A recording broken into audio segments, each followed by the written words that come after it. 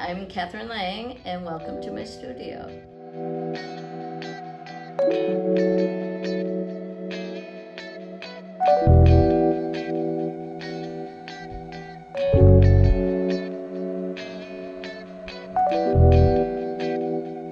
I am the eldest of 8 children, and I have 7 younger brothers. So I was kind of a tomboy, and then I ended up making jewelry. I started actually in 8th grade. I took some art metals classes, and then in college I was an art major. I was both in ceramics and jewelry, and ended up picking jewelry. Then I went to New York and worked with David Yurman, and then I came back to Milwaukee, and I've been a self-employed jeweler since 1980.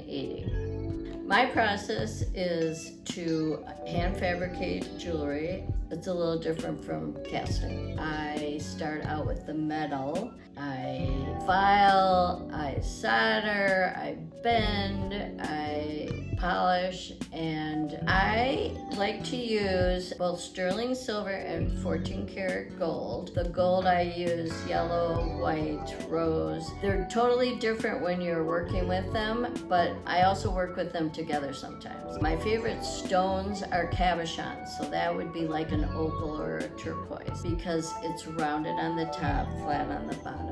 My very first mentor was Elaine French, and she let me rent her studio and live there. And she had a very interesting style, which I copied to a certain extent.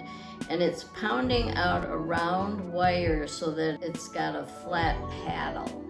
And I think of it as a leaf.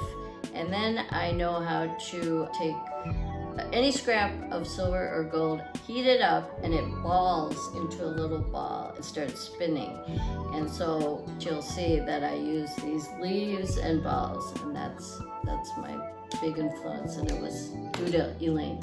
I was very influenced by both Scandinavian and Indian, and I think that is reflected in my work because I like the straight lines and geometric forms, but I also sometimes will have a floral influence, and it's kind of like I mesh those two different things together. I think I am also very influenced by the stones that I work with, and I was in the gem shop back in 1980, and so I was really introduced to many different cabochons from all over the world. And sometimes I'll take the stone and work around that to make my design. I think it is pretty solitary. I love coming to my studio and just sitting in here and working, and hours go by. And I got that a little bit from having,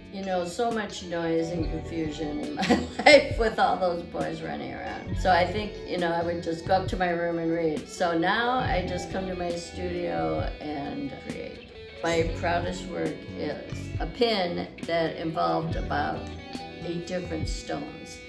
And I started out with the main stone that I bought and really loved, and then I found and bought different stones that went well with it, and then I just created the whole pin. It's both silver and gold, and it's pretty cool. So that's what the hardest thing I ever did.